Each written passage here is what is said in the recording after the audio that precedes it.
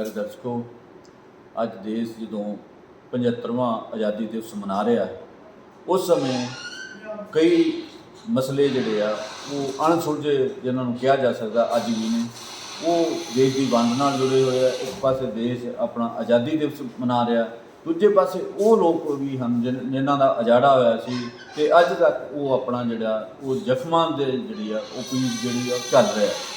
तो इस मुद्दे पर असीं गल करांगे उगे चिंतक जिहड़े राजविंदर सिंह राही, उन्होंने तो जानना चाहांगे कि की पंजाब की वंड जां बंगाल की वंड, दो वंडां होईयां सीगियां। पंजाब वंडिया गया सीगा, वड्डा पंजाबी बोलण वालियां दा हिस्सा पाकिस्तान चले गया, छोटा जिहड़ा इधर रह गया। राही साहब ने एक थीसिस पेश किया भी वंड रोकी जैसे। मैं असीं राही साहब तो जानना चाहांगे कि पंजाब की वाकई वंड रोकण की कोई संभावना सी? राही साहब इहदे ते साडे दर्शकां नूं दस्सो। देखो जी, गल ये भी जिहड़ा हुण तक असीं इतिहास पढ़ रहे हैं, हाँ जी, जां कांग्रेस सरकार वालों जां खੱਬੇ पक्षी कामरेडां वालों नैरेटिव सिरजा गया, ਉਹਦੇ ਵਿੱਚ ਅੰਗਰੇਜ਼ਾਂ ਨੂੰ ਮੁੱਖ ਦੋਸ਼ੀ ਮੰਨ ਕੇ ਚੱਲਿਆ ਗਿਆ ਵੀ ਉਹਨਾਂ ਦੀ ਡਿਵਾਈਡ ਐਂਡ ਰੂਲ ਦੀ ਨੀਤੀ ਸੀਗੀ ਤੇ ਉਹਨਾਂ ਨੇ ਇਹ ਦੋ ਟੋਟ ਜਾਂਦੇ ਜਾਂਦੇ ਉਹ ਦੇਸ਼ ਦੇ ਦੋ ਟੋਟੇ ਕਰ ਗਏ, ਜਿਹਨੇ ਐਡਾ ਵੱਡਾ ਨੁਕਸਾਨ ਕੀਤਾ। ਆਮ ਤੌਰ 'ਤੇ ਸਾਡੇ ਇਤਿਹਾਸ ਦੀਆਂ ਕਿਤਾਬਾਂ ਦੇ ਵਿੱਚ ਖੱਬੇ ਪੱਖੀ ਦੇ ਸਟੇਜਾਂ 'ਤੇ ਸਾਰੀਆਂ ਇਹੀ ਨੈਰੇਟਿਵ ਪਰ ਚੱਲਦਾ, ਸਾਰੀ ਦੁਨੀਆ ਇਹੀ ਜਾਣਦਾ ਲਓ ਜੀ ਅੰਗਰੇਜ਼ਾਂ ਨੇ ਦੇਸ਼ ਦੇ ਦੋ ਟੋਟੇ ਕਰਤੇ, ਅੰਗਰੇਜ਼ਾਂ ਨੇ ਦੇਸ਼ ਦੇ ਟੋਟੇ ਕਰਤੇ। पर राही साहब एक गल जरूर जी उभरती है, जिन्ना कि मैं भी इतिहास में पढ़ने की कोशिश की, ਉਹਦੇ 'ਚ ਇਹ ਤਾਂ ਹੈਗਾ ਵੀ अंग्रेज़ों की राजनीति जी वो रही डिवाइड एंड रूल की नीति तो रही है। ਹਾਂ, ਇਸ ਗੱਲ 'ਚ ਕੋਈ ਸ਼ੱਕ ਨਹੀਂ ਵੀ ਡਿਵਾਈਡ ਐਂਡ ਰੂਲ ਦੀ ਨੀਤੀ ਰਹੀ ਹੈ, ਪਰ ਜਦੋਂ ਅਸੀਂ ਪਾਰਟੀਸ਼ਨ 'ਤੇ ਗੱਲ ਕਰਦੇ ਹਾਂ ਤਾਂ ਜੋ ਪਾਰਟੀਸ਼ਨ 'ਤੇ ਹੁਣ ਤੱਕ ਖੋਜ ਹੋਈ ਹੈ ਜਾਂ ਕਿਤਾਬਾਂ ਆਈਆਂ, ਪੰਜਾਬ ਦੇ ਵਿੱਚੋਂ ਜਿਹੜੀ ਸਭ ਤੋਂ ਵੱਧ ਖੋਜ ਕੀਤੀ ਉਹ ਹੈਗਾ ਡਾਕਟਰ ਕਿਰਪਾਲ ਸਿੰਘ, ਜਿਹੜੇ ਕਿ ਪੰਜਾਬੀ ਯੂਨੀਵਰਸਿਟੀ 'ਚ ਵੀ ਹਿਸਟਰੀ ਡਿਪਾਰਟਮੈਂਟ ਦੇ ਹੈੱਡ ਰਹੇ ਨੇ, ਖਾਲਸਾ ਕਾਲਜ ਦੇ ਵਿੱਚ ਵੀ ਸਿੱਖ ਰਿਸਰਚ ਐਂਡ ਹਿਸਟਰੀ ਡਿਪਾਰਟਮੈਂਟ ਸਥਾਪਿਤ ਕਰਨ ਦੇ ਮੋਢੀ ਰਹੇ ਨੇ। ਉਹਨਾਂ ਨੇ ਸਾਰੀ ਜ਼ਿੰਦਗੀ ਪਾਰਟੀਸ਼ਨ 'ਤੇ ਖੋਜ ਕਰਨ ਦੇ ਲਾਗੇ। ਉਹਨਾਂ ਦੇ ਕਿਤਾਬ ਪੰਜਾਬੀ ਯੂਨੀਵਰਸਿਟੀ ਛਪੀ ਹੈ ਪਾਰਟੀਸ਼ਨ ਆਫ ਪੰਜਾਬ, ਉਹ ਥੀਸਿਸ ਵੀ ਸੀ ਉਹਦਾ PhD ਦਾ, ਅਤੇ ਬਾਅਦ 'ਚੋਂ ਦੀ ਹੁਣੀ ਆਟੋਬਾਇਓਗ੍ਰਾਫੀ ਆਈ ਹੈ ਨਿਰਗੁਣ ਨਸਤਾਰੇ, ਉਹਦੇ ਵਿੱਚ ਵੀ ਉਹਨੇ ਗੱਲਾਂ ਕੀਤੀਆਂ ਨੇ। ਉਹਨਾਂ ਨੇ ਤਾਂ ਇਹ ਗੱਲ ਇਹ ਲੱਗਦਾ ਵੀ ਕੈਬਨਿਟ ਮਿਸ਼ਨ ਜਦੋਂ ਆਉਂਦਾ ਸਾਡੇ ਕੋਲ 1942 ਦੇ ਪੰਜਾਬ ਦੇ ਵਿੱਚ, ਕੈਬਨਿਟ ਮਿਸ਼ਨ ਤੋਂ ਲੈ ਕੇ ਮਾਰਚ 1947 ਤੱਕ ਜੋ ਇੱਥੇ ਵੱਖੋ ਵੱਖਰੇ ਮਿਸ਼ਨ ਆਏ ਨੇ, ਜੋ ਅੰਗਰੇਜ਼ਾਂ ਨੇ ਯਤਨ ਕੀਤੇ ਨੇ, ਉਹ ਤੋਂ ਲੱਗਦਾ ਵੀ ਜਿਹੜੇ ਅੰਗਰੇਜ਼ ਆ ਇਹ ਪਾਰਟੀਸ਼ਨ ਚਾਹੁੰਦੇ ਨਹੀਂ ਸੀ। ਉਹਨਾਂ ਨੇ ਇੰਨੇ ਫਾਰਮੂਲੇ ਘੜੇ ਨੇ, ਇੰਨੇ ਫਾਰਮੂਲੇ ਲਿਆਂਦੇ ਨੇ। ਕਿਹੜਾ ਕੋਈ ਫਾਰਮੂਲਾ ਇੱਕ ਦੱਸੋ, ਮਤਲਬ ਜਿਹੜਾ ਉਹਨਾਂ ਨੇ ਫਾਰਮੂਲਾ ਲਿਆਂਦਾ? ਦੇਖੋ ਤਾਂ ਇਹ ਜਿਹੜੇ ਮਤਲਬ ਇਹ ਚਾਹੁੰਦੇ ਸੀ ਵੀ ਦੇਸ਼ ਇਕੱਠਾ ਹੋ ਜੇ, ਇਹ ਇੱਕ ਫੈਡਰਲ ਢਾਂਚੇ ਦੇ ਤੌਰ 'ਤੇ ਹੋ ਜੇ ਵੱਖੋ ਵੱਖਰੇ ਢੰਗ ਨਾਲ, ਵੀ ਜਿਹੜੀ ਇਹ ਆਪਣੇ ਆਪ ਹੀ ਤੌਰ 'ਤੇ ਹਿੰਦੂ ਅਤੇ ਮੁਸਲਿਮ ਜਿਹੜੀ ਪਾਪੂਲੇਸ਼ਨ ਆ ਇਹ ਆਪਣੇ ਤੌਰ 'ਤੇ ਜੋ ਉਹਨੇ ਸਰਕਾਰ ਬਣਾਉਣੀ, ਇੰਟਰਮ ਸਰਕਾਰ ਬਣਦੀ ਹੈ, ਉਹ 'ਚ ਕਿਸੇ ਦਾ ਕੀ ਹਿੱਸਾ ਹੋਊਗਾ, ਕਿਵੇਂ ਹੋਊ, ਮਿਨੋਰਟੀ ਦਾ ਕੀ ਥਾਂ ਹੋਊਗਾ, ਕਿਉਂਕਿ ਮੁਸਲਮਾਨ ਘੱਟ ਗਿਣਤੀ 'ਚ ਰਹਿ ਰਿਹਾ ਸੀਗਾ। ਜੇ ਭਾਰਤ ਆਜ਼ਾਦ ਹੁੰਦਾ ਬਹੁਤ ਗਿਣਤੀ ਦਾ ਹਿੰਦੂ ਦੀ ਨਾ, ਇਹਦਾ ਸਪਸ਼ਟ ਕਲੀਅਰ ਸੀ, 1942 ਤੋਂ ਕਲੀਅਰ ਸੀ ਵੀ ਇਹਦੇ ਵਿੱਚ ਘੱਟ ਗਿਣਤੀ ਦਾ ਸਥਾਨ ਕੀ ਹੋਊ। ਉਹਦੇ ਵਿੱਚ ਨਹਿਰੂ ਅਤੇ ਗਾਂਧੀ ਨੇ ਇਹਨਾਂ ਨੂੰ ਭਰੋਸਾ ਦੇਣਾ ਸੀ ਵੀ ਸਾਡਾ ਕੁਛ ਆ, ਇਹ ਉਹਨੂੰ ਜਿਨ੍ਹਾਂ ਨੂੰ ਕਨਵਿੰਸ ਨਹੀਂ ਕਰਾ ਸਕੇ। ਇਹਦੇ ਵਜੋਂ ਕਈ ਉਹਨੇ ਫਾਰਮੂਲੇ ਲੈ ਕੇ ਆਉਂਦੇ ਸੀਗੇ ਵੀ ਇਹ ਪੱਛਮੀ ਜਿੱਥੇ ਬਹੁ ਗਿਣਤੀ ਮੁਸਲਮਾਨ ਉੱਥੇ ਸਾਰੇ ਦੇਸ਼ ਇੱਕ ਰਹੇ, ਪਰ ਮੁਸਲਮਾਨਾਂ ਨੂੰ ਉਸ ਖਿੱਤਿਆਂ ਦੇ ਵੱਖੋ ਵੱਖਰੇ ਥਾਂ 'ਤੇ ਇਕੱਠੇ ਕਰ ਦਿਓ ਤਾਂ ਕਿ ਉਸ ਖਿੱਤੇ ਦੇ ਵਿੱਚੋਂ ਵਰਗ ਦੀ ਬਹੁ ਗਿਣਤੀ ਹੋਵੇ। ਉਹ ਹਿੰਦੂ ਦੀ ਬਹੁ ਗਿਣਤੀ ਜਿੱਥੇ ਸੂਬਾਈ ਸਰਕਾਰਾਂ ਬਣਦੀਆਂ ਉਹ ਬਹੁ ਗਿਣਤੀ ਦੀਆਂ ਸਰਕਾਰਾਂ ਬਣ ਜਾਣ, ਪਾਰਲੀਮੈਂਟ ਦੇ ਵਿੱਚੋਂ ਚੁੱਕ ਕੇ ਮੈਂਬਰ ਹੋਣ, ਜਾਂ ਉਹ ਮਿਨੋਰਟੀ ਦੇ ਆਧਾਰ 'ਤੇ ਚਾਹੁੰਦੇ ਸੀ ਵੀ ਮਿਨੋਰਟੀ ਦੇ ਆਧਾਰ 'ਤੇ ਸੀਟਾਂ ਰਾਖਵੀਆਂ ਕਰ ਲਓ, ਘੱਟ ਗਿਣਤੀ ਦੇ ਆਧਾਰ 'ਤੇ। ਹੁਣ ਤਾਂ ਘੱਟ ਗਿਣਤੀ ਦੀ ਸੀਟ ਕੋਈ ਰਾਖਵੀਂ ਨਹੀਂ ਨਾ, ਤਾਂ ਸਾਰੇ ਦੇਸ਼ 'ਚ ਕੋਈ ਸਾਰਾ ਕੁਝ ਸਿਸਟਮ ਲਾਗੂ ਆ। ਉਹਨੇ ਕਈ ਫਾਰਮੂਲੇ ਲੈਂਦੇ ਨੇ ਵੱਖੋ ਵੱਖਰੇ ਢੰਗ ਨਾਲ, ਅਖੀਰਲੇ ਦਮ ਤੱਕ ਲੈਂਦੇ ਨੇ। ਕਈ ਕਮੇਟੀਆਂ ਬਣਾਈਆਂ, ਕਈ ਗੋਲਮੇਜ ਕਾਨਫਰੰਸਾਂ ਕੀਤੀਆਂ ਕਿ ਤਾਂ ਕਿ ਪਾਰਟੀਸ਼ਨ ਰੁਕ ਜਾਵੇ, ਪਰ ਇਹਦੇ ਵਿੱਚੋਂ ਜਿਹੜੀ ਸਾਰੀ ਦੋਸ਼ੀ ਗੱਲ ਹੈਗੀ ਹੁਣ ਭਾਵੇਂ ਭਾਰਤ ਦੇ ਵਿੱਚ ਜਾਂ ਸਮੇਂ ਦੀਆਂ ਸਰਕਾਰਾਂ ਕਿ ਨੈਰੇਟਿਵ ਜਿਨਾਹ ਦੋਸ਼ੀ ਆ, ਕੋਈ ਜਿਨਾਹ ਮੰਨਿਆ ਨਹੀਂ, ਜਿਨਾਹ ਹਿੰਦੀ ਸੀ, ਜਿਨਾਹ ਜਿੱਤੀ ਸੀ, ਜਿਨਾਹ ਨੇ ਇਹ ਗੱਲ 'ਤੇ ਅੜ ਗਿਆ ਵੀ ਮੈਂ ਤਾਂ ਜੀ ਵੱਖਰਾ ਦੇਸ਼ ਲੈਣਾ। ਉਹਨੂੰ ਵੱਖਰੇ ਦੇਸ਼ ਲੈਣ ਦੇ ਵਿੱਚੋਂ ਨਜ਼ਰ ਆਉਂਦਾ ਸੀਗਾ ਵੀ ਸਾਡੀ ਫਿਰ ਇੱਥੇ ਗੁਲਾਮੀ ਸ਼ੁਰੂ ਹੋ, ਕਿਉਂਕਿ ਜਿਹੜੀ ਹੁਣ ਇਸ ਵਕਤ 543 ਪਾਰਲੀਮੈਂਟ ਦੀਆਂ ਸੀਟਾਂ ਨੇ, ਉਹਦੇ ਵਿੱਚੋਂ ਤੁਸੀਂ ਅੰਦਾਜ਼ਾ ਲਾਓ ਵੀ ਜਿਹੜੀਆਂ 543 ਸੀਟਾਂ ਨੇ ਉਹ ਲਗਭਗ ਟੋਟਲੀ ਹਿੰਦੂ ਵਰਗ ਦੀਆਂ ਨੇ, ਅਤੇ ਹਿੰਦੂ ਵਰਗ ਦੇ 543 ਟੋਟਲੀ ਹਿੰਦੂ ਵਰਗ ਨਾਲ ਤਾਂ ਨਹੀਂ ਅਸੀਂ ਕਹਿ ਸਕਦੇ, ਘੱਟ ਗਿਣਤੀਆਂ ਦੀ ਘੱਟ ਗਿਣਤੀ ਨੂੰ ਥਾਂ, ਘੱਟ ਗਿਣਤੀ ਨੂੰ ਰਾਖਵੇਂ ਕੁਛ ਨਹੀਂ ਨਾ। ਇੱਕ ਮਿੰਟ ਤੁਸੀਂ ਦੱਸੋ, ਪੰਜਾਬ ਦੇ ਵਿੱਚੋਂ 13 MP ਚੁਣੇ, ਹਾਂਜੀ, ਇਹਦੇ 'ਚ ਕਿਹੜੀ ਘੱਟ ਗਿਣਤੀ ਦੀ ਜਿਹੜੀ ਆ ਮੈਜੋਰਟੀ? ਇਹਦੇ ਵਿੱਚ ਤਾਂ ਉਹ ਗਿਣਤੀ ਨਹੀਂ ਆ। ਜਦੋਂ ਆਪਾਂ ਟੋਟਲ ਗੱਲ ਕਰਦੇ ਹਾਂ, ਬਹੁਤ ਗਿਣਤੀ ਜਿਹੜੀ ਹੈਗੀ, ਜੇ ਹੁਣ 13 ਨੇ 13 ਤੋਂ ਬਾਕੀ ਦੇਖੋ ਮੁਸਲਮਾਨਾਂ ਲਈ ਕੋਈ ਰਿਜ਼ਰਵ ਹੈ ਨਹੀਂ ਵੀ ਮੁਸਲਮਾਨ ਕਿੱਥੋਂ ਆਉਣਗੇ। ਪੰਜਾਬ ਜਾਂ ਪੰਜਾਬ ਦੇ ਵਿੱਚ ਵੀ ਮੁਸਲਮਾਨਾਂ ਦੀ ਆਬਾਦੀ ਜਿਹੜੀ ਆ ਉਹ 2-3 ਥਾਵਾਂ ਪੂਰੇ ਤੇ ਭਾਰਤ ਦੇ ਵਿੱਚ ਦੇਖੋ, ਹਾਂਜੀ ਭਾਰਤ ਦੇ ਵਿੱਚੋਂ ਜਿਹੜੀ ਹੈਗੀ ਆ, ਜੇ ਤੁਸੀਂ ਆਪਣੀਆਂ ਉਹ 'ਚੋਂ 43 ਸੀਟਾਂ ਵੀ ਵੱਖੋ ਵੱਖਰੀਆਂ ਕੱਢ ਦਿਓ, ਅਸਾਈਆਂ ਲਈ ਕੱਢ ਦਿਓ, ਮੁਸਲਮਾਨ ਲਈ ਕੱਢ ਦਿਓ, ਸਿੱਖਾਂ ਲਈ ਕੱਢ ਦਿਓ, ਤਾਂ ਵੀ 500 ਸੀਟਾਂ ਤੱਕ ਹਿੰਦੂ ਹੋਣਾ। ਜੋ ਫੈਸਲਾ ਕਰਨਾ ਚਾਹੇ ਕੋਈ ਉਹ ਹਿੰਦੂ ਵਰਗ ਨੇ ਕਰਨਾ, ਹਿੰਦੂ ਐਮਪੀ ਨੇ ਕਰਨਾ। ਮੇਰਾ ਖਿਆਲ ਇਹਦੀ ਥਾਂ ਤੇ ਜਿਹੜੇ ਹਾਂ। ਨਹੀਂ ਇਹਦੀ ਥਾਂ ਤੇ ਜਿਹੜੇ ਸੱਤਾ ਦੇ ਉੱਪਰ ਕਾਬਜ਼ ਹੈ ਉਹ ਹਿੰਦੂ ਹੋਵੇ, ਕੋਈ ਵੀ ਇਹ ਧਿਰ ਨਹੀਂ ਹੋਵੇ। ਹੁੰਦਾ, ਇਹ ਨਹੀਂ ਹੁੰਦਾ ਜੀ। ਕੋਈ ਵਰਗ ਦੇ ਵਿੱਚ ਚੁਣ ਕੇ ਜੋ ਨੁਮਾਇੰਦੇ ਆਉਂਦੇ ਆ, ਉਹਦਾ ਘੱਟ ਗਿਣਤੀਆਂ ਪ੍ਰਤੀ, ਦਲਿਤਾਂ ਪ੍ਰਤੀ, ਔਰਤਾਂ ਪ੍ਰਤੀ ਐਟੀਟਿਊਡ ਤੋਂ ਤੈਅ ਹੁੰਦਾ ਜੋ ਕਿਹੜੇ ਵਰਗ ਮੈਂ ਤੋਂ। ਤੁਹਾਨੂੰ 2 ਸਵਾਲ ਕਰਦਾ। ਹਾਂਜੀ, ਇਹ ਜਦੋਂ ਮਤਲਬ ਜਿਹੜੇ ਪ੍ਰਵਾਸੀ ਮਜ਼ਦੂਰ ਸੀਗੇ ਜਦੋਂ ਵਾਪਸ ਗਏ, ਉਹਨਾਂ 'ਚ ਕਾਫੀ ਗਿਣਤੀ ਮਾਰੀ ਗਈ। ਦੇਸ਼ ਦੀ ਪਾਰਲੀਮੈਂਟ ਦੇ ਵਿੱਚ ਇਹ ਸਰਕਾਰ ਨੇ ਜਵਾਬ ਦਿੱਤਾ ਵੀ ਸਾਡੇ ਕੋਲ ਇਹਨਾਂ ਦੀ ਗਿਣਤੀ ਨਹੀਂ ਹੈਗੀ, ਤੇ ਉਹਨਾਂ ਦੇ ਵਿੱਚੋਂ ਮੇਰਾ ਖਿਆਲ 90-95% ਹਿੰਦੂ ਸੀਗੇ, ਕੋਈ ਉਹਨਾਂ ਨਾਲ ਰਾਇਤ ਨਹੀਂ ਪਰ ਵਰਤੀ ਜਦੋਂ ਮੁਆਵਜ਼ਾ ਦੇਣ ਦੇ ਮੁੱਦੇ ਤੇ। ਮੁਆਵਜ਼ਾ ਦੇਣ ਦੇ ਤੇ ਉਹਨਾਂ ਰਾਇਤ ਕਿਹਾ ਵੀ ਸੁਣੋ, ਸਾਡੇ ਕੋਲ ਉਹਨਾਂ ਦੀ ਗਿਣਤੀ ਜਦੋਂ ਵੋਟ ਪੈਣੀ ਹੈ ਉਸ ਵਰਗ ਨੇ ਵੋਟ ਉਹਨੂੰ ਪਾਉਣੀ ਹੈ, ਕਿਉਂਕਿ ਵੋਟ ਕਿਹਦੇ ਸਿਰ ਤੇ ਲੈਣੀ ਹੈ? ਅਸੀਂ ਹਿੰਦੂ ਭਰਾਂਗੇ, ਅਸੀਂ ਇਹਨੂੰ ਪਾਵਾਂਗੇ ਵੋਟ। ਉੱਥੇ ਉਹਦਾ ਹਿੰਦੂ ਪੱਤੇ ਨੇ ਕੰਮ ਕਰਨੇ ਮੇਰਾ ਕਰਨਾ। ਖਿਆਲ ਜਦੋਂ ਉਹਦੇ ਆਧਾਰ ਤੇ ਜਦੋਂ ਵੋਟ ਪੈਣੀ ਹੈ, ਵੋਟ ਤੋਂ ਨਿਰਧਾਰਿਤ ਕਰੋਗੇ ਤੁਸੀਂ ਵੋਟ ਹਿੰਦੂ ਵਰਗ, ਹਿੰਦੂ ਕੈਂਡੀਡੇਟ ਨਹੀਂ ਪਾਉਂਦਾ। ਸਾਡੇ ਜਿਹੜਾ ਮੁਸਲਮਾਨ ਨੂੰ ਤੁਸੀਂ ਮੁਸਲਮਾਨ ਕੈਂਡੀਡੇਟ ਖੜਾ ਕਰਕੇ ਦੇਖ ਲਓ, ਉਸੇ ਪ੍ਰਵਾਸੀ ਖੇਤਰ ਦੇ ਵਿੱਚ ਉਹ ਬਿਲਕੁਲ ਮੁਸਲਮਾਨ ਨੂੰ ਵੋਟ ਨਹੀਂ ਪਾਉਣਗੇ। ਜੰਮੂ ਸਾਹਿਬ ਇੱਕ ਪਾਉਣਗੇ ਨਹੀਂ, ਉਹ ਕਹਿੰਦੇ ਸਾਡਾ ਮੁਸਲਮਾਨ ਦਾ ਨਫ਼ਰਤ। ਸਾਡੇ ਕਈ ਵਾਰੀ ਜਦੋਂ ਵੋਟਾਂ ਪੈਂਦੀਆਂ ਨਾ, ਉਦੋਂ ਇਹ ਹਿੰਦੂ ਸਿੱਖ ਧਰਮ ਦੀ ਬਜਾਏ ਉਹ ਜਾਤਾਂ ਦੇ ਵੀ ਚਲੇ ਜਾਂਦਾ ਕੰਮ। ਜਾਤਾਂ ਤੇ ਵੀ ਜਾਤ ਪਾਤ ਇਸ ਕਰਕੇ ਤਾਂ ਕਹਿੰਦਾ ਵੀ ਜਿਹੜੀ ਉਹ ਵੰਡ ਸੀ, ਉਹਨੂੰ ਲੱਗਦਾ ਸੀ, ਜਨਾਂ ਨੂੰ ਅਹਿਸਾਸ ਹੋ ਗਿਆ ਸੀ ਵੀ ਜੇ ਇੱਥੇ ਜਿਹੜੀ ਮੁਸਲਮਾਨ ਆ ਇਹ ਘੱਟ ਗਿਣਤੀ ਰਹਿ ਜਾਣੀ ਹੈ। ਘੱਟ ਗਿਣਤੀ ਦਾ ਰਾਜ ਆ, ਟੋਟਲ ਜਿਹੜਾ ਕਾਨੂੰਨ ਬਣਾਉਣਾ, ਸਾਰਾ ਕੁਝ ਬਣਾਉਣਾ ਉਹ ਹਿੰਦੂ ਨੇ ਬਣਾਉਣਾ। ਹਿੰਦੂ ਬਹੁਗਿਣਤੀ ਦੀਆਂ ਸੀਟਾਂ ਵਧਣੀਆਂ ਪਾਰਲੀਮੈਂਟ 'ਚ, ਸਾਡਾ ਕੁਝ ਨਹੀਂ ਬਣਦਾ। ਉਹਨੂੰ ਇਹ ਭਰੋਸਾ ਦਵਾ ਹੀ ਨਹੀਂ ਸਕੇ ਨਹਿਰੂ ਤੇ ਗਾਂਧੀ ਨੂੰ। ਇਹਨਾਂ ਨੇ ਉਲਟਾ ਮਾਰਚ 1947 ਦੇ ਵਿੱਚ ਇਹ ਮੰਨ ਲਿਆ ਵੀ ਸਾਨੂੰ ਜਿਹੜੀ ਡਿਵਾਈਡਡ ਸਟੇਟ ਪ੍ਰਵਾਨ ਆ, ਇਹ ਗੱਲ। ਉਦੋਂ ਪਹਿਲਾਂ ਜਦੋਂ ਇਤਿਹਾਸ ਦੇ ਵਿੱਚ ਤੁਸੀਂ ਦੇਖੋ ਵੀ ਜਿਹੜੀ ਵੰਡ ਦੀ ਸ਼ੁਰੂਆਤ ਕੀਤੀ ਆ, ਉਹ ਬੰਕਮ ਚੰਦਰ ਚੈਟਰ ਦੀ ਨਾਵਲ ਆਨੰਦ ਮਠ ਨੇ ਕੀਤੀ ਆ। ਮੁਸਲਮਾਨਾਂ ਦੇ ਖਿਲਾਫ ਇੰਨੀ ਨਫ਼ਰਤ ਉਹ 'ਚ ਪੈਦਾ ਕੀਤੀ ਆ, ਜਿਹਦੀ ਉਹ ਨਫ਼ਰਤ ਦਾ ਸਿੱਟਾ ਇਹ ਨਿਕਲਿਆ ਵੀ 1905 ਦੇ ਵਿੱਚ ਲਾਰਡ ਕਰਜ਼ਨ, ਦੋਸ਼ੀ ਲਾਰਡ ਕਰਜ਼ਨ ਨੂੰ ਸਮਝਦੇ ਵੀ ਉਹ ਬੰਗਾਲ ਦੇ ਵੰਡ ਤੁਸੀਂ ਸਮਝਦੇ ਵੀ ਇੱਕ ਨਾਵਲ ਨਾਲ ਹੀ ਸਾਰਾ ਦੇਸ਼ ਵੰਡਿਆ ਜਾਂਦਾ। ਨਹੀਂ, ਉਹਨੇ ਜਿਹੜਾ ਹਿੰਦੂ ਰਾਸ਼ਟਰ ਦੀ ਜਿਹੜੀ ਹੈਗੀ ਆ ਰਾਸ਼ਟਰਵਾਦ ਦੀ ਥਿਊਰੀ ਲੈ ਕੇ ਆਇਆ, ਰਾਸ਼ਟਰਵਾਦ ਦੀ ਭਾਵਨਾ ਤਾਂ ਉਹ ਬੰਗਾਲੀ ਨਾਵਲ ਨੇ ਪੈਦਾ ਕੀਤੀ। ਨਹੀਂ, ਬੰਦੇ ਮਾਤਰਮ ਦਾ ਨਾਅਰਾ ਗਾ ਹੁਣ ਤੱਕ 1873 ਦੇ ਵਿੱਚ 75 ਦੇ ਵਿੱਚ 7 ਨਵੰਬਰ 1875 ਨੂੰ ਨਾਮ ਗੀਤ ਲਿਖਿਆ ਗਿਆ। ਅੱਜ ਤੱਕ ਕੋਈ ਵੀ ਫੰਕਸ਼ਨ ਇਹੋ ਜਿਹਾ ਨਹੀਂ, ਚਾਹੇ ਉਹ ਆਰਐਸਐਸ ਦਾ, ਚਾਹੇ ਕਾਂਗਰਸ ਦਾ, ਕਿਸੇ ਦਾ ਹੋਵੇ, ਚਾਹੇ ਆਮ ਆਦਮੀ ਪਾਰਟੀ ਦਾ, ਬੰਦੇ ਮਾਤਰਮ ਗੀਤ ਤੋਂ ਬਿਨਾਂ ਸੰਪੂਰਨ ਨਹੀਂ ਹੁੰਦਾ। ਉਹ ਬੰਦੇ ਮਾਤਰਮ ਗੀਤ ਕਿਹਦਾ ਗਾ? ਉਹਨੇ ਇੱਕ ਰਾਸ਼ਟਰੀ ਭਾਵਨਾ ਪੈਦਾ ਕਰਤੀ ਨਾ ਕਿ ਹਿੰਦੂਵਾਦ ਦੀ, ਵੀ ਅਸੀਂ ਜਦ ਸਾਡਾ ਦੇਸ਼ ਹੈ। ਇਹੀ ਹੁੰਦਾ ਵੀ ਉਹਨਾਂ ਨੇ ਐਂ ਨਹੀਂ ਵੀ ਇੱਕਦਮ ਬਣਨ ਲੱਗਿਆ।